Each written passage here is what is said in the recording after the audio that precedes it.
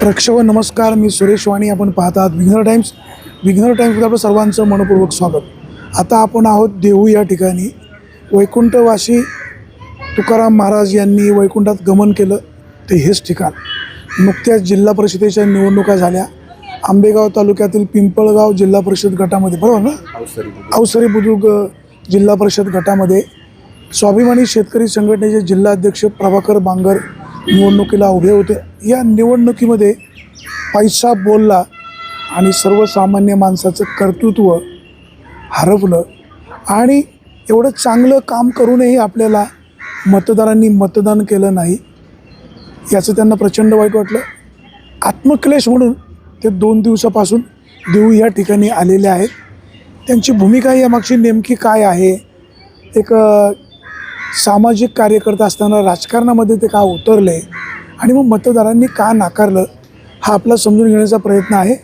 आणि त्यांचा आत्मक्लेश जे सध्याचं जे आपण याला आंदोलन म्हणूया, हे किती दिवस सुरू राहणार आहे, त्यांच्यावर ही वेळ का आली आणि मतदारसुद्धा चांगल्या माणसाला, कामाच्या माणसाला निवडून देणार नाहीत का, हाही त्या निमित्ताने प्रश्न निर्माण होतो. प्रभाकरजी बांगर, तुम्ही आता देहूला इथे आलात, इथं तुम्ही आत्मक्लेश आंदोलन सुरू केलेलं आहे. या मागचं नेमकं कारण काय? नाही, आत्मक्लेश मी याच्यासाठी करतो आहे.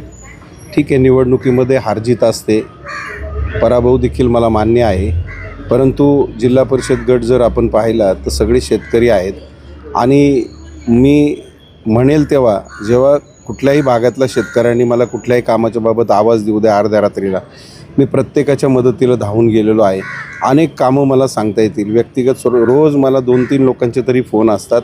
आणि असं कुठल्याही व्यक्तीने सांगावं की मी त्याचं काम केलं नाही, मी कोणाची जात बघितली नाही, कोणाचा पक्ष बघितला नाही, म्हणेल त्याला मदत केली. आणि मग निवडणुकीमध्ये उभं राहण्याचा माझा उद्देश एकच होता की रस्त्यावरची लढाई सभागृहापर्यंत गेली पाहिजे. जेव्हा रस्त्यावर लढाई लढून प्रशासनावर प्रेशर आणून आम्ही त्या पद्धतीने कामं करून घेत होतो, परंतु सभागृहामध्ये गेल्यानंतर मला काही अधिकार प्राप्त होणार होते आणि त्या अधिकाराचा वापर मला याच लोकांसाठी करायचा होता. परंतु इतर वेळेला प्रभाकर बांगर, प्रत्येक आंदोलनाला प्रभाकर बांगर, काही अडचण निर्माण झाली की प्रभाकर बांगर. मग प्रभाकर बांगरला केवळ नाकारण्याचं कारण प्रभाकर बांगरकडे पैसा नाही हेच आहे का? आणि मग गरीब राहणं, साधं राहणं किंवा प्रामाणिक राहणं हा परत एकदा गुन्हा ठरतो की काय? मग मलाही 5 वर्ष त्या ठिकाणी किंवा आधी 10-15 वर्ष मी जी माझी लोकांसाठी 15-20 वर्ष दिली, त्यामध्ये मी माझा व्यवसाय करू शकत होतो, चांगले पैसे कमवू शकत होतो, मी कोट्यवधी रुपये घेऊन मैदानामध्ये उतरू शकत होतो आणि मी पैसे लोकांपुढे टाकू शकत होतो. परंतु मी ते केलं नाही. मग मी फक्त प्रामाणिकपणे रात्रंदिवस 24 तास लोकांसाठी काम करत राहिलो. आणि मग माझ्या ह्या प्रामाणिक काम केल्याची शिक्षा मला दिली की काय असं मला वाटतं. आणि प्रामाणिकपणे काम करणं, रोज लोकांच्या हाकेला ओ देणं, लोकांच्या सुखदुःखात जाणं, प्रत्येक अडीअडचणीला उभं राहणं हा परत एकदा गुन्हा ठरतो की काय? आणि म्हणून पैसा जिंकला आणि प्रामाणिकपणे काम करणारा कार्यकर्ता या ठिकाणी हारला, याचं मनाला खूप दुःख वाटतं आहे. राजकारण हा काही माझा धंदा नाही आहे, माझं काही पोटपाणी त्याच्यावर आलेलं नाही किंवा राजकारण केलंच पाहिजे अशी काही मला गरज नाही. कारण माझं कुटुंब व्यवस्थित आहे, पोटापुरतं कमवतात आणि कामधंद्याला आहेत, त्याच्यामुळं त्याची गरज नाही. परंतु मी मात्र पूर्ण वेडा होऊन समाजासाठी काम करतो आहे. आणि मग प्रामाणिक राहणं आणि लोकांच्या अडीअडचणीला उभं राहणं आणि निस्वार्थीपणानं काम करणं हा परत एकदा मला वाटतं गुन्हा आहे की काय? आणि मग जर लोक असंच वागत राहिली तर मग बाबांनो, तुमच्यासाठी प्रामाणिकपणे काम करायला कोणीही पुढे येणार नाही. आता निवडणुकीमध्ये ज्यांनी पैसे उधळून निवडणुका जिंकल्यात ते किती तुमच्या कामाला येणार आहेत? 5 वर्ष ही लोक तोंडसुद्धा दाखवत नाही, तरीसुद्धा लोक जर यांना मतदान करत असतील तर हा आत्मचिंतनाचा विषय आहे. आणि म्हणून हा आत्मक्लेश करण्यासाठी मी देहूसारख्या पवित्र ठिकाणी, ज्या जगद्गुरू संत तुकाराम महाराजांची ही भूमी आहे, या ठिकाणाहून त्यांनी वैकुंठ गमन केलं. तुकाराम महाराज सुरुवातीला म्हणायचे, बुडते हे जन न देखवे डोळा, म्हणून येतो कळवळा मज. आणि म्हणून तुकाराम महाराजांना वाटायचं की या समाजाचं वाटोळं होते, समाजाचं नुकसान होते, म्हणून यांच्यासाठी आपण काहीतरी केलं पाहिजे. परंतु नंतर तुकाराम महाराजांच्या सुद्धा लक्षात आलं की आपण काही जरी केलं तरी हा समाज बदलायला तयार नाही. मग शेवटी तुकाराम महाराज वैतागून म्हणाले, शिव्या देऊन म्हणाले, किती सांगता न ऐकती बटकीचे, पुढे रडतील शिंदळीचे. आणि शेवटी तर तुकाराम महाराज एवढे वैतागले की त्यांच्या बापाची बापजाद्याची सावकारकी होती. 450 एकर जमीन त्यांच्याकडे गहाण पडलेली होती, त्याचे सातबारेसुद्धा ह्या इंद्रायणीच्या डोहामध्ये तुकाराम महाराजांनी बुडवले आणि शेतकऱ्यांना पहिली कर्जमुक्ती जर कोणी दिली असेल तर आमच्या तुकाराम महाराजांनी दिली. आणि मग एवढं समाजासाठी करून शेवटी त्यांच्या लेकरा बाळांना खायला काही राहिलं नाही. शेवटी एवढं करूनसुद्धा समाजाला तुकाराम महाराज कळले नाही आणि मग याच ठिकाणाहून शेवटी तुकाराम महाराजांनी निर्णय घेतला की आता वैकुंठ गमन करायचं, आता यांच्यामध्ये राहायचं नाही. आणि तुकाराम महाराज म्हणाले, आजवर होतो तुमचे ठाई, आता कृपा असू द्यावी, पुन्हा नाही येणे जाणे, सहजची खुंटले बोलणे. आणि तुकाराम महाराजांनी कायमचं वैकुंठ गमन केलं. त्याच पवित्र भूमीमध्ये मी या ठिकाणाहून 2 दिवस आत्मक्लेश करतो आहे. कारण पुन्हा एकदा साधू संतांची लोकांना किंमत कळाली नाही तर माझ्यासारख्या पामराची काय कळणार आहे.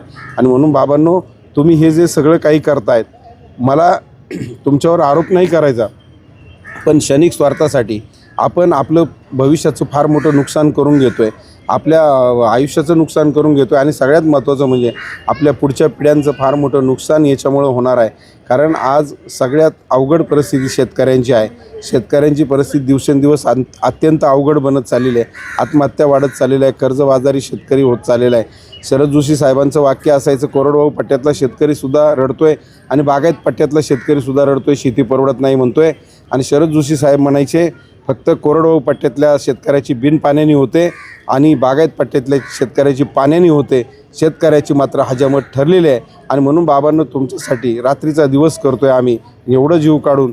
जर तुम्ही आम्हाला नाकारणार असाल आणि त्या लोकांनी ज्यांनी काही केलं नाही, पैशाच्या जोरावर फक्त ते निवडणुका जिंकत असतील, तर मग मात्र आत्मक्लेश करण्याशिवाय पर्याय नाही.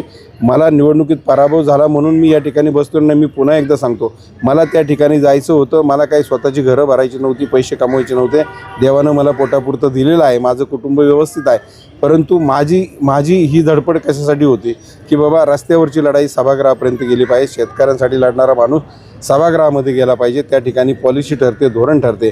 आता जिल्हा परिषदच्या माध्यमातून बाकीची विकास कामांचा मला प्रचंड अनुभव आहे. ग्रामपंचायतच्या माध्यमातून मी माझं कर्तृत्व त्या ठिकाणी दाखवून दिलेलं आहे. कारण त्याच्यावर बोलायला गेलं तर अजून वेळ खूप जाईल.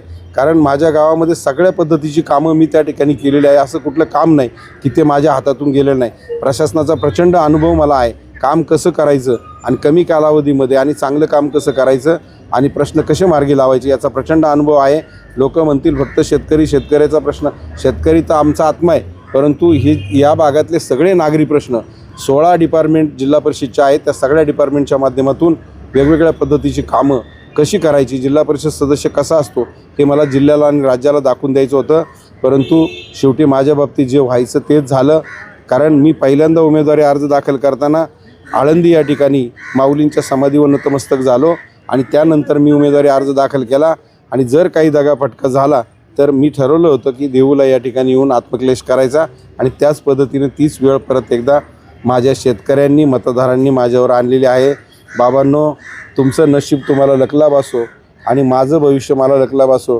कारण शेवटी मी मगाशीच सांगितलं, लोकांना संत नाही कळाले तर माझ्यासारख्या पामराची काय किंमत आहे. सिंधुताईसुद्धा म्हणाल्या, इथं मरावं लागतं तेव्हा माणसाची किंमत कळते. अरे, माझ्या बाबतीत झालेला हल्ला तुम्ही पाहिलेला आहे. माझ्यावर असलेले 15-16 गुन्हे तुम्हाला माहिती आहे. मी पदरमोड करून हा बिल्लासुद्धा 5 रुपयाचा आम्हाला फुकट मिळत नाही. आणि आत्तासुद्धा वाणीसाहेब प्रामाणिकपणे सांगतो, संघटनेकडनं 1 रुपयाची मदत मला आलेली नाही. मी माझ्या जमिनीवर कर्ज काढून ही निवडणूक मी त्या ठिकाणी लढलो आहे. अरे, किती अंत पाहणार आहात अजून आमचा.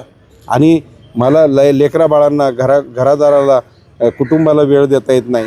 मी किती सहन करायचं आणि हे कोणासाठी करतो आहे. मलाही सुखात आयुष्य जगता येईल, परंतु एवढा अंत जर लोक पाहणार असतील तर म्हणून आता जायचं कुठं, म्हणून मी देऊला या ठिकाणी तुकाराम महाराजांच्या भूमीमध्ये आलो आहे आणि मी या ठिकाणी आत्मक्लेश करतो आहे. आता मला सांगा, राजकारण पवित्र का अपवित्र, राजकारणातून पैसे कमवतात का कमवत नाही, हा एक संशोधनाचा भाग आहे. शेतकरी संघटना ही लोकांचं प्रबोधन करणारी, लोकांच्या समस्या सोडवणारी, मग ती निवडणूकच लढवली पाहिजे. आपण निवडून आल्यावरच प्रश्न सोडू असं तुम्हाला का वाटलं? निवडणुकीशिवाय तुम्ही समाजसेवा करू शकत होते? वाणीसाहेब 100% बरोबर आहे. रस्त्यावरची लढाई लढून, आम्ही आंदोलनं, मोर्चे काढून, प्रशासकीय अधिकाऱ्यांना धारेवर धरून अनेक प्रश्न मार्गी लावलेत. परंतु मी मागाशीच सांगितलं, जिल्हा परिषद सदस्य झाल्यानंतर 16 डिपार्टमेंट आहेत जिल्हा परिषदची, त्या माध्यमातून देखील प्रचंड प्रमाणामध्ये आपल्याला लोकांसाठी कामं करता येतील आणि त्या ठिकाणी रस्त्यावरची लढाई सभागृहामध्ये जाईल. आणि ज्या वेळेला मला अधिकार प्राप्त होतील, मला काम करण्याची प्रचंड अनुभव आहे आणि त्या ठिकाणी गेल्यानंतर निश्चितपणानं या भागातील शेतकरी असतील, गोरगरीब असतील, सर्व समाजातील लोक असतील, या सगळ्यांना मला प्रामाणिकपणे न्याय द्यायचा होता. मी फक्त शेतकऱ्यांसाठीच काम नाही करत, मग आमचा दलित समाज असेल किंवा मुस्लिम समाज असेल, सगळ्या जाती धर्माचे लोक असतील, अगदी तुम्हाला मी पुराव्यानिशी दाखवून देईन, या सगळ्या लोकांसाठी मी या अगोदर देखील काम केलेलं आहे आणि माझी तीच प्रामाणिक इच्छा होती. मी कधीही जातपात मानत नाही, सगळ्या जाती धर्माच्या लोकांना बरोबर घेऊन जाऊन मला या भागातले जे प्रश्न प्रलंबित आहेत ते मार्गी लावायचे होते. कारण जिल्हा परिषदच्या निवडणुका आज 9 वर्षांनी तब्बल होत आहेत. आपल्या परिसरात आपण जर पाहिलं तर अक्षरशः झेडपीच्या रस्त्यांची अवस्था वाईट झालेली आहे, शिक्षणाचा प्रश्न आहे, आरोग्याचा प्रश्न आहे, अगदी सगळे जिल्हा परिषदच्या अंडर येणारे सगळेच बाबी जे आहेत त्या सगळ्यांच्या बाबतीमध्ये काम त्या ठिकाणी थांबलेलं आहे आणि हे काम करायचं आहे. एका बाजूला शेतकऱ्याची लढाई तर लढाईचीच आहे, परंतु दुसऱ्या बाजूने या भागातील प्रश्न देखील मला त्या ठिकाणी मार्गी लावायचे होते. मग लोकांची मागणी असेल, कुठं सभामंडप पाहिजे, कुठं अजून काय पाहिजे, सगळे प्रश्न आपल्याला त्या निमित्तानं मार्गी लावायचे होते. परंतु या ठिकाणी माझ्या ह्या सगळ्या प्रयत्नावरती या ठिकाणी लोकांनी पाणी फिरवलेलं आहे आणि पुन्हा एकदा पैसे कोट्यवधी रुपये घेऊन मैदानात उतरलेले लोक, त्यांनी हे 10 दिवसामध्ये एवढा धिंगाणा घातला. जेवणावळी मागाशीच एक वारकरी संप्रदायातील माणूस मला भेटून गेला आमच्या भागातला, मला सांगत होता रोज 200-200 कोंबड्या त्या ठिकाणी कापल्या जात होत्या, बिर्याणी वाटली जात होती, दारूचे तर खंबेचे खंबे पाठवले जात होते आणि पैशाचा मताला जवळपास 2-3 हजार रुपये रेट या ठिकाणी फुटला. आणि असं जर असेल तर मला सांगा, आमच्यासारख्या माणसाला लोकांना सुधरून द्यायचं नाही आणि लोकांनी सुद्धा त्या मोहाला बळी पडून क्षणिक आपली बुद्धी म्हणजे स्मरणशक्ती जागी न ठेवता आपण त्याला बळी पडून अशा पद्धतीनं जर मतदान केलं तर बाबांनो, मी परत एकदा सांगतो, मला याच्यापासून काही पडलेलं नाही. तुम्ही तुमचं आणि तुमच्या पुढच्या पिढ्यांचं फार मोठं नुकसान करून घेत आहेत आणि आता ज्या लोकांनी पैसे निवडणुकीमध्ये घेतलेत किंवा हे सगळं आमिषाला बळी पडलेत, 5 वर्षे ही लोक वरमान करून त्यांना विचारू शकत नाही की ह्याचं काय झालं, त्याचं काय झालं, या प्रश्नाचं काय झालं, रस्त्याचं काय झालं, सभामंडपाचं काय झालं, आमक्याचं काय झालं. कारण ते सहज मला अनुभव आहे, डायरेक्ट बोलतात, अरे तू निवडणुकीत माझ्या मागे फिरत होता पैशासाठी, माझं दारू घेतली, माझं मटण खाल्लं, हे खाल्लं. माणूस त्यांच्यापुढं या ठिकाणी शर्मिंदा होतो. आणि म्हणून माझं म्हणणं काय की स्वाभिमान तुम्ही तुमचा गहाण टाकू नका आणि 2-3 हजारावारी आपल्याला स्वतःला विकू नका. कारण बाबासाहेब आंबेडकरांनी हे सगळ्यात मोठं हत्यार आपल्याला त्या ठिकाणी दिले मतदानाचं आणि योग्य लोकप्रतिनिधी निवडून देणं हे तुमचं प्रामाणिक कर्तव्य आहे. माझं तर म्हणणं तेही आहे की बाबा, जर कोणाच्या पैशाला ऊत आला असेल तर ते घ्या, सगळं करा, त्याच्याबद्दलही माझं म्हणणं नाही. पण मतदान करताना तुमची सद्विवेक बुद्धी जागी ठेवा की जो माणूस आपल्या अर्ध्या रात्रीला कामाला येईन आणि आपले प्रश्न नक्की सोडवेल, अशा माणसाला मतदान करणं हे तुमचं आद्य कर्तव्य होतं. परंतु शेवटी लोक मोहाला बळी पडली आणि शेवटी जे व्हायला नको होतं तेच झालं. आणि पुन्हा एकदा आम्हाला या ठिकाणी रस्त्यावरची लढाई लढायला आम्ही तर लढणारच आहोत, पण तू भाग पाडलं. कारण एक चांगला समाजाची जाण असलेल्या, कारण माझ्या खानदानमध्ये साधी सोसायटीची निवडणूक कोणी लढवली नाही. माझे आईवडील अंगठे बहादर आहे. गरिबी काय असते, कष्ट काय असतात, शेतकऱ्यांच्या हालापेष्ट काय असतात, हे वाणीसाहेब मी भोगलेलं आहे. 8वीला असताना माझ्या बापानं मला आऊत हाकायला शिकवलं, मला सरी काढता येते, मला पेरता येतं. मी 48 फूट विहिरीचं काम, यारीनी मटेरियलवर काढायचं काम एकही दिवस सुट्टी न घेता गाड्यांबरोबर केलेला माणूस मी आहे. मला सगळ्या परिस्थितीची जाण आहे आणि म्हणून शेतकऱ्याचं दुःख काय, कष्ट काय याची जाणीव मला आहे. कारण मी शेतकरीच वारंवार का म्हणतो आहे, कारण आपला ग्रामीण भाग आहे, सगळा शेतकरी समाज आहे आणि म्हणून या शेतकऱ्याला, गोरगरिबाला न्याय मिळावा ही प्रामाणिक भावना त्याच्या पाठीमागची होती. आणि मग मी परत एकदा सांगतो, कोणी सामान्य कुटुंबातला, गरीब कुटुंबातला कार्यकर्ता इमानदारीनं काम करायला परत पुढे येणार नाही. आणि मग जर असं जर झालं तर मग मात्र तुमच्या रोजच्या ज्या अडचणी आहे, प्रश्न आहेत, ते सोडवायला कोणीही उभा राहणार नाही बाबांनो. आणि जे व्हायचं ते पुन्हा परत एकदा झालेलं आहे. विष्णू काका हिंगे तुमच्या समोर होते. विष्णू काका हिंगे यांचं कर्तृत्व जिंकलं. प्रभाकर बांगर यांना जे अपयश आलं, मतदार विकले गेले म्हणून अपयश आलं का तुमचं कर्तृत्व तिथं कमी पडलं? नाही ना, आता माझं कर्तृत्व जग जाहीर आहे, तुम्ही सगळ्यांनी तरी मतदारांनी नाकारलं. म्हणजे मी सांगतो ना, पैसा जिंकला, दारू जिंकली, खाणं तुम्ही असं जे बोलताय ही मतदारांची अवहेलना नाही असं वाटत नाही का? अजिबात नाही. जे वास्तव आहे त्यांनी पण डोळ्यांनी पाहिलंय. मी असं काही बिनबुडाचे आरोप करणार नाही, कारण जनता ही मायबाप आहे आणि हे वास्तव आहे. रोज हळदी कुंकवाचे कार्यक्रम, तिथं जेवणावळ्या चालू होत्या, रोज बिर्याणी चालू होती, सगळं चालू होतं. आता मला त्याच्यावर आक्षेपही घेता आले असते, परंतु मी नाही घेतले. मी लोकांवरती विश्वास ठेवला. आता मी कुठं थांबवणार, कुठं रोखणार. आता आमचे संजय पालेकर, त्या दिवशी मी ज्या वेळेला व्हिजिट द्यायला गेलो मतदानाच्या दिवशी, अक्षरशः हा माणूस प्रचंड तापला होता, चिडला होता. हा माणूस एक घेऊन आलेला मतदार, त्याला पाठीमागं खुणवलं, मंदिराच्या पाठीमागं घेऊन गेले आणि तिथं पैसे दिले. मी या माणसाला शांत करता मला नाकी नऊ आले. अरे म्हणलं बाबा जाऊ दे, मरू दे, काय करा.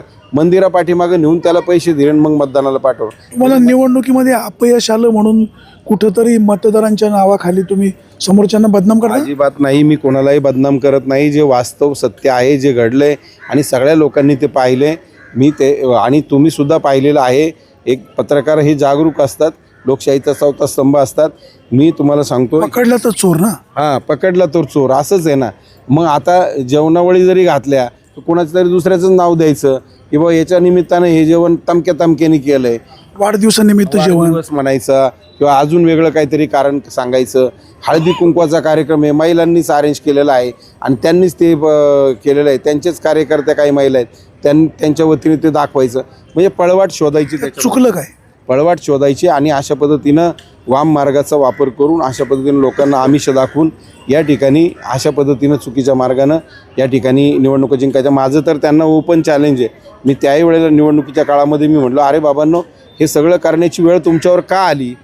जर तुम्ही प्रामाणिकपणे काम केलं असतं 5 वर्ष तर काही गरज नाही लोकांना पैसे वाटायची, जेवणावळी घालायची, दारू हाच वाटायची. प्रश्न तुम्हाला पण आहे. प्रभाकर बांगर एवढं ब्रँड आहे, एवढं काम चांगलं आहे, तरी मतदारांनी नाकारलं. पैसे घेऊन सुद्धा तुम्हाला मतदान करू शकत होते. मी तेच सांगतो, लोकांना एवढी अशा पद्धतीने भुरळ पाडली जाते. आणि काय असतं, यांच्याकडे कार्यकर्त्यांची पण संच आहे. ते कार्यकर्ते लक्ष ठेवून असतात त्यांच्यावर आणि त्यांना वॉर्निंग दिली जाते, हे बघ तुला पैसे देतोय पण मतदान नाही झालं तर मग बघ. शेवटी गरीब माणूस, सामान्य माणूस हा घाबरतो भीतीपोटी. उद्या काही गोष्टी उघड होतात, म्हणून दबावापोटी लोकांनी हे मतदान त्या ठिकाणी केलेलं आहे. आणि मी सांगतो, अर्ध्या रात्रीला उठवून लोकांना पैसे दिलेले आहेत या लोकांनी. हा सगळा प्रकार आहे. म्हणजे मला कोणाला लोकांना नावं ठेवायचं असा प्रकार नाही आहे. माझ्या बाबांनो, तुम्ही माझे मायबाप आहात, जनता माझ्या दृष्टीने दैवत आहे. परंतु बाबांनो, मला परत एकदा मुद्द्यावर यायचं आहे की हे सगळं होत असताना तुमची सद्विवेक बुद्धी जागी ठेवा. आणि जर चांगलं काम करणारी माणसं त्या ठिकाणी गेली नाही तर 5 वर्ष तुम्हाला वरमान करून त्यांना विचारता येणार नाही. आणि तुम्ही तुमचं तर नुकसान करतायच, पण पुढच्या पिढ्यांचं देखील वाटोळं होईल. येणाऱ्या 5-10 वर्षाचा काळ खूप भयानक असेल. महागाई थांबायला तयार नाही. महागाई प्रचंड वाढते, बेरोजगारी वाढते, शेतकऱ्यांच्या कर्जबाजारीपणामुळे आत्महत्येमध्ये वाढ होते आणि शेती पूर्णपणे तोट्याची बनत चाललेली आहे. आणि मग मला सांगा, मलाही सगळ्या पक्षांकडनं ऑफर होती, फार अगदी भारतीय जनता पक्षाकडून ऑफर होती. शिंदे गटाचे आमचे जिल्हा प्रमुख देवीदासजी दरेकर, अगदी मी तुम्हाला सांगतो, रमेश येवले असतील, रमेश सावंत, त्यांच्या दुकानामध्ये मिटिंग झाली. ते मला पहिल्यांदा उमेदवारी द्यायला तयार होते जिल्हा परिषदची, पण मी नाकारली. मला इकडनं पण उमेदवारी देत होते, मशाल चिन्हावर देत होते. फक्त एकमेव देवदत्त निकमांनी जो मला शब्द दिला तो त्यांनी पाळला नाही. आणि मी फोनवरनं त्यांच्याशी बोलत होतो, त्यांनी पण मला गाफील ठेवलं, ऐन वेळेला दगा दिला. पण मला 100% पक्षाची उमेदवारी मिळत होती, पक्षाकडनं फंडही मिळाला असता, कार्यकर्त्यांची संचय मिळाला असता. पण असं जर मी केलं असतं तर माझ्या विचाराला हरताळ फासण्यासारखं होतं. ते शेतकऱ्यांच्या साठी मी जे काम करतो त्या तत्वाला, विचाराला तिलांजली दिल्यासारखं होईल. तत्वानं वागणं, प्रामाणिक वागणं, नीतिमत्तेनं वागणं हा परत एकदा गुन्हा ठरला. आणि मला काही लोक म्हणले, अरे तू पक्षामध्ये जायला पाहिजे होतं, पक्षाकडून उमेदवारी लढवायला पाहिजे होती. पण माझ्या तत्वात ते बसत नव्हतं. मी प्रामाणिक राहिलो शेतकऱ्यांशी आणि त्या प्रामाणिकपणाची मला मात्र शिक्षा त्या ठिकाणी मिळाली. हे मात्र मी प्रामाणिकपणे सांगतो, कारण मी जर प्रामाणिकपणे शेतकऱ्यांसाठी काम केलं होतं तर शेतकऱ्यांनी सुद्धा माझ्याशी प्रामाणिक राहून मला मतदान करणं गरजेचं होतं. आणि मी परत एकदा सांगतो, बाबांनो, मला तुमच्यासाठीच तिथं जायचं होतं, मला काही मिळवायसाठी जायचं नव्हतं. आणि पुन्हा एकदा तुम्ही मोहाला बळी पडून त्यांनी 10-12 दिवस जे तुमच्यावर मोहिनी फिरवली आणि हे सगळं वातावरण तयार केलं, त्या वातावरणाला तुम्ही बळी पडला. कारण माणूस असा आहे की काल काय खाल्लं ते त्याला आज आठवत नाही. माणूस क्षणिक काही गोष्टींना बोलतो आणि नंतर मात्र पश्चात्तापाची वेळ त्या ठिकाणी येते. माझे नेते राजू शेट्टी साहेबांना देखील पराभूत केल्याचा पश्चाताप आज लोकांना त्या ठिकाणी होतो आहे. कारण त्यांच्यासारखा माणूस, कारण शेतकऱ्यासाठीची जी धोरणं आहेत सगळी ती दिल्लीमध्ये ठरतात आणि त्यांच्यासारखा माणूस देखील पडल्याचा पश्चाताप आज लोकांना त्या ठिकाणी होतो आहे. आपण देखील पाहिलं ऊसाच्या FRPच्या संदर्भामध्ये FRPचे तुकडे करण्याचं काम झालं होतं. हायकोर्टामध्ये जाऊन त्यांनीच तो निर्णय लावून आणला आणि आज शेतकऱ्यांना पैसे द्यायला एकरकमी भाग पाडलं. अशा अनेक गोष्टी सांगण्यासारख्या आहे. कारण शेवटी ज्याच्या रक्तामध्ये संघर्ष आहे, प्रामाणिकपणा आहे, ती माणसं थांबत नसतात. आता आम्ही किती जरी म्हटलो तरी उद्या कोणाची अडचण दिसली तरी आम्हाला राहवत नाही, आम्ही धावून जातो. आणि हाच आमचा चांगुलपणा, हा गुन्हा ठरतो की काय म्हणून वाईट वाटतं. आणि म्हणून हे पवित्र ठिकाण आहे देहू, ज्या तुकाराम महाराजांनी सुद्धा याच चांगुलपणानं सगळं केलं आणि आज शेवटी त्यांना वैकुंठ गमन करावं लागलं आणि त्यांच्यावर सुद्धा वाईट वेळ आणली. आता मला कळत नाही बाबांनो, आता आम्ही मरणाच्या दारातून तर मी आलेलोच आहे एकदा, अजून आता काय किती अंत पाहायचं आहे आमचं, मला तेच कळत नाही. नेमकं आम्ही काम कसं करावं. आता हे माझ्याबरोबर असणारे माझे सगळे सहकारी सामान्य कुटुंबातले कार्यकर्ते हो, जीवाचं रान करतात बिचारे, खूप म्हणजे मरमर मरतात, त्यांच्या अंगावर सुद्धा केसेस आहेत, गुन्हे आहेत. अरे हे सगळं का करतो आहे आम्ही, हे कुठंतरी लोकांना कळालं पाहिजे. मी मागाशी सांगितलं मी इथं का आलो आहे, संतांची किंमत लोकांना कळाली नाही तर मी कोण पामर आहे. आणि म्हणून आत्मक्लेश करण्यासाठी मी या ठिकाणी येऊन बसलो आहे. आता मला सांगा, समोरचे विजय झाले उमेदवार तुमचे व्यक्तिगत दुश्मन नाहीत, आता ते विजय झाले, त्यांना काय सदिच्छा शुभेच्छा. ठीक आहे, आता विजय झाल्याबद्दल शुभेच्छा तर दिल्याच पाहिजे, त्याबद्दल वाद नाही. कारण लोकशाहीमध्ये शेवटी ज्याला जास्त मतं मिळाली तो विजयी होतोच. त्यांना शुभेच्छा मी त्या दिवशीच दिल्यात काय.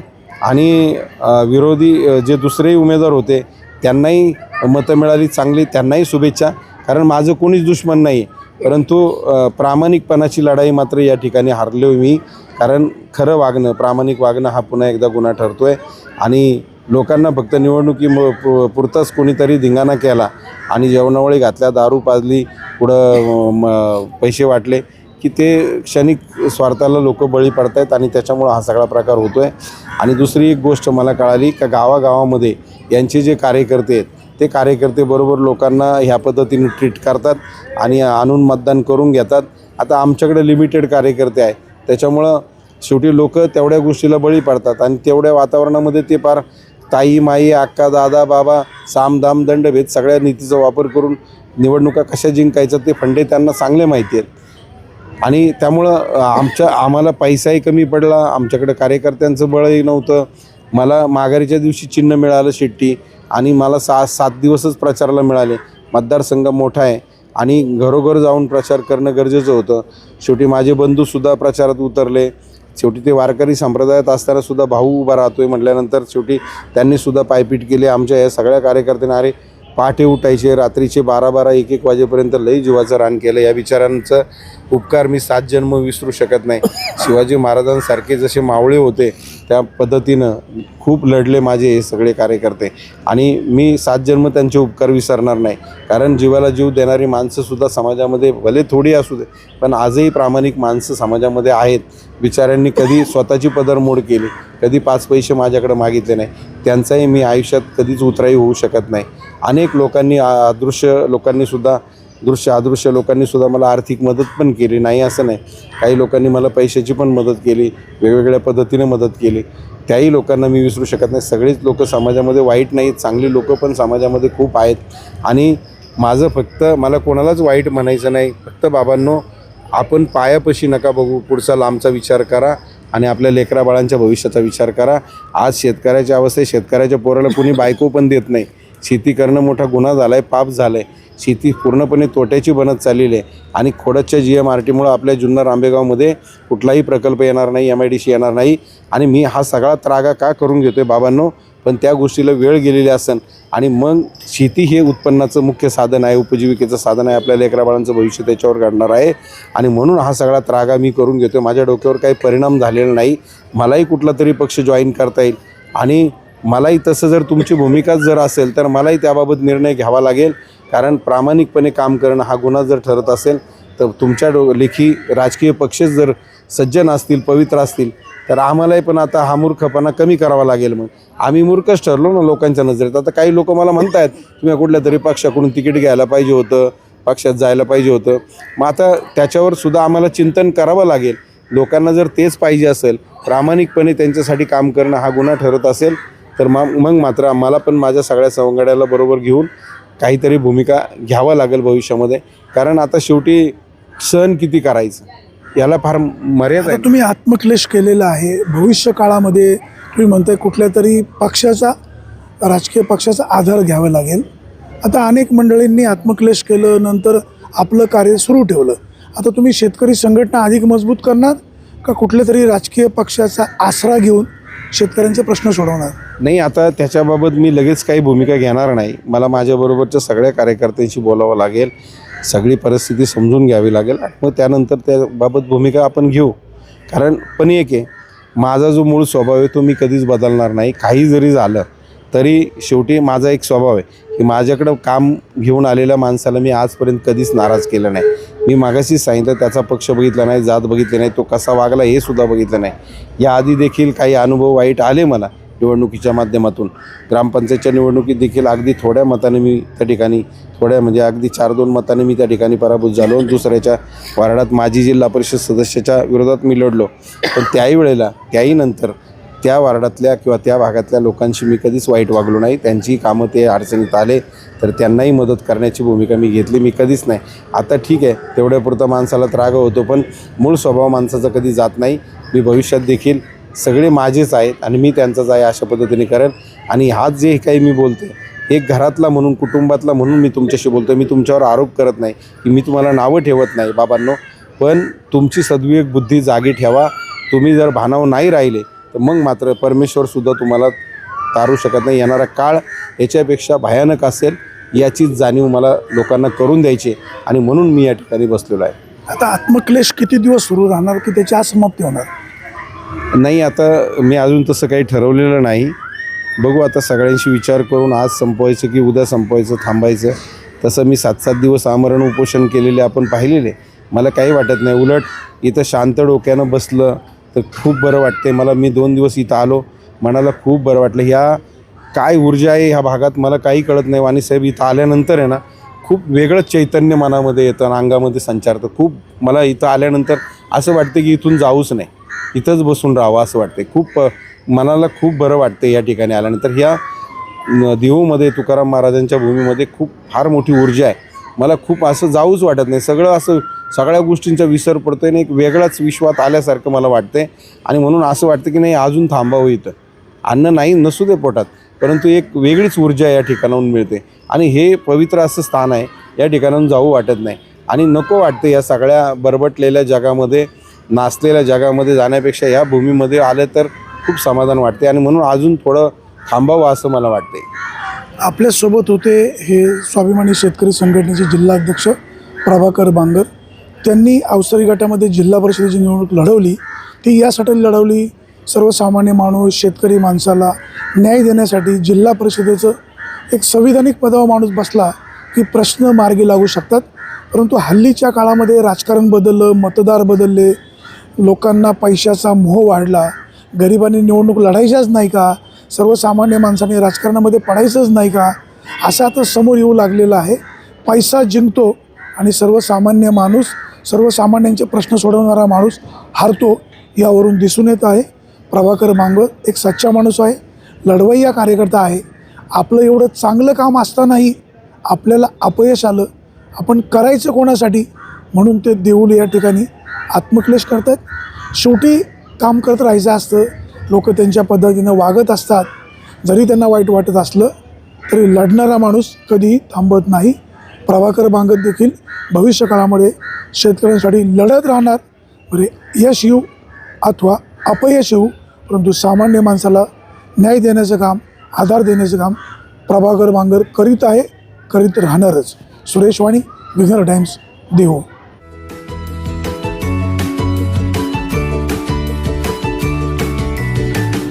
बातम्या शेतीच्या, बातम्या मातीच्या, बातम्या अन्यायाच्या, गुन्हेगारीच्या,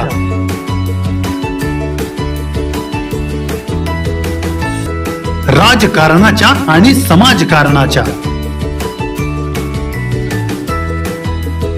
शोषणाविरुद्ध बुलंद आवाज, जनसामान्यांच्या हुंकाराची गाज, सत्कार्याला प्रोत्साहन, दुष्कृत्याला अनुशासन,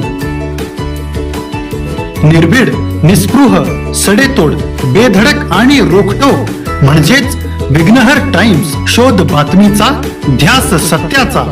आपलं चॅनल, आपली बातमी. सबस्क्राईब तर कराच, पण बेल आयकॉनवर क्लिक करायलाही विसरू नका.